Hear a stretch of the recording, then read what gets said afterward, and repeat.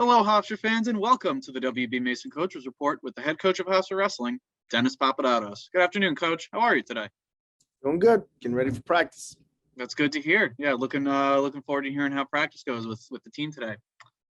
First competition for Hofstra Wrestling in a couple of weeks down in Pennsylvania, in Drexel, Philadelphia to be exact.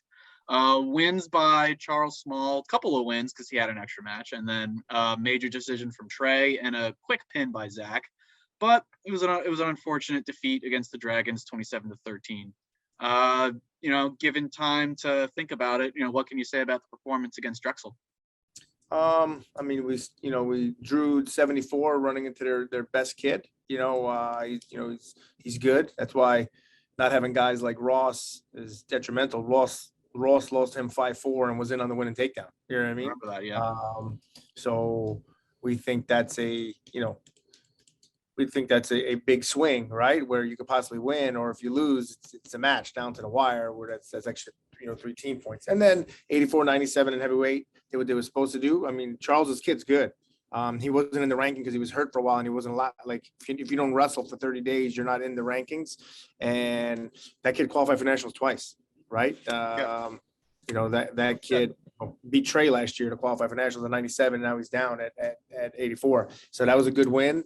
And then Trey and Zach did what they were supposed to do, and we're still having our struggles down low. Struggles with some belief, and some guys have been inconsistent, and we're trying to do what we can to help them be more consistent and get the guys that have definitely struggled to at least be the best version of themselves as we end into the last part of the year.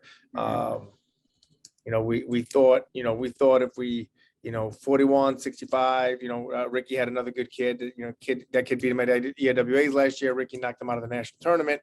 The match wasn't a 5-1.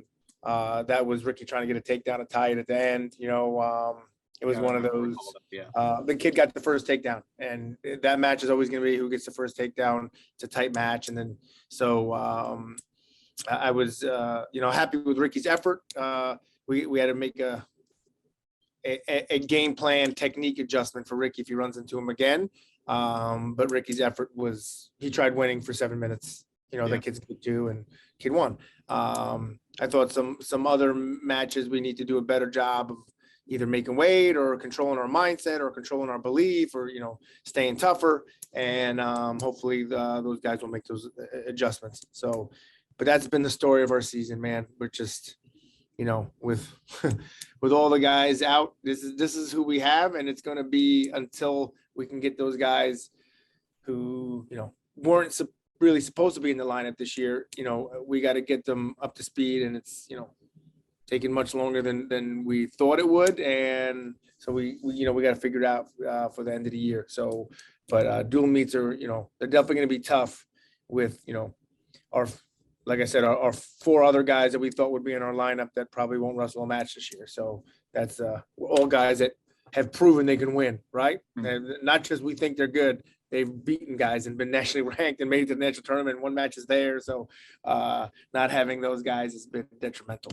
Besides Charles, the guys who are out are the same level as Charles, Trey, and Zach, who continue to keep winning, right? And Ricky, right? Like, so we're missing 3 and 4 guys of that level, right? So that's a different team, right? But we'll make do.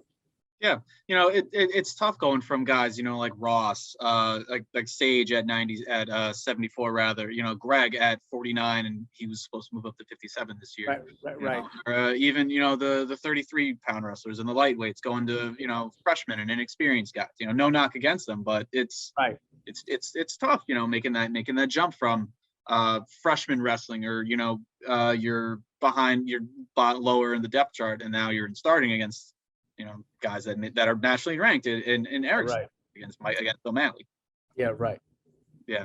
So we're asking a lot of them. We're asking a lot of them that they never thought they were going to be asked. We didn't think we were going to have to ask of them, and if we did, we didn't have to think we were going to ask half our lineup, right? So. It is, we'll keep plugging away, and we'll keep, preparing for March. That's the plan. Yeah, that's, at this point, that's got to be the plan. Right. This Saturday, Hofstra, you're closing out your home schedule with a the tri meet, but doubleheader of EIWA opponents. You got Harvard at 1 p.m. and then you got Sacred Heart at 3 p.m. What can you say about the Crimson and the Pioneers coming into the MAC? Harvard's sneaky good. They got one of their better guys been out all year at heavyweight. But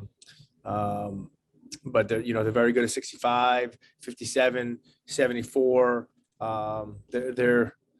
They really don't have a major hole. They don't have a guy that's just, they don't have a major hole, and they're much improved from last year. So even with their heavyweight out, they're actually a better dual meet team this year than they were last year, even with their heavyweight out. And their heavyweight was a top 10 guy, right? They hurt one. He's very good. So that's unfortunate for them. So the heavyweight got hurt in the finals of the Vegas tournament, which is the toughest tournament of the year, and he was probably going to win. And he got hurt. And he hasn't wrestled since. So. They're good. And listen, Sacred Heart beat American this year. Sacred Heart is they've had some woes like us with injuries, but two EIWA opponents. We're home. It's our last home match. We're honoring the seniors. We're honoring alumni. So we got to be ready to go and compete. That's what I keep telling the guys. Be ready to compete. Make weight right. Feel good. Be confident. Believe in your training. Go out with the expectation that I'm going to compete as hard as I can. And if I do, I think I'm pretty good. Right. And that's how we're approaching the weekend. Yeah. I mean, that's a good approach to the weekend, with all the adversity that team has gone for. Just, move forward, focus on yourself. That's a great mindset to have, especially in front of the home crowd, especially, with honoring your 6 graduating seniors. Right. Some of the guys have been around forever. Ricky Stammy's in his 6th year. There's a Tommy Boy joke that I can make with this, but I'm just you're shy of that. And then, you got guys that have only been here for a couple of years in the case of Greg Axiola. Right. What have they all meant to you and to the Hofstra program entering that final home match of the year? Well, Sage and Ricky, who are finishing, barring all the injuries, last year was a good year. 2 years ago was a good year. And this year was supposed to be a great year with those guys being seniors. But, obviously losing Sage has been one of the detrimental problems. It is what it is. So they've, the success we had the last 2 years, a lot of that was put on their back, and they help us do it. So they're like my real first recruiting class, and they'll always be special. They'll always be special to me. So that means a lot. And then Greg Gaxiola, transferred in last year. It was unfortunate that we only got him for a semester, because now he's pretty much been out all year, but went 2-2 at nationals. He was like a spark plug last year. He actually when he came in, it really, really just elevated everybody. Like everyone just said, oh, we're good. Now we got this other kid at a weight that we probably need him at. Wow. We're really, really confidence, and he just is that kid. So he means a lot to me, because a lot of our success last year, he was like a little spark plug. And obviously, Templeton and Corey Lagner, graduating, they still have years of eligibility, both workforce, and we're both going to be successful in business. And I feel like I'm forgetting someone. It was Ricky, Sage, Templeton, Lagner, Mr. Charles Small, Charles Small. I forget, because he's only been in 3 years, but another one that we brought him in, and he's performed, right, and he's performing again this year. So he'll be greatly missed. This Saturday, February 12th at 1 p.m. against Harvard, and then at 3 p.m. against Sacred Heart. You can. On a small side note, we're not sure yet, but there's a chance it's going to be moved to the PEB. So please be wary of just check your information. I know you don't know that yet, but we're discussing possibly being in the PEB instead of the arena.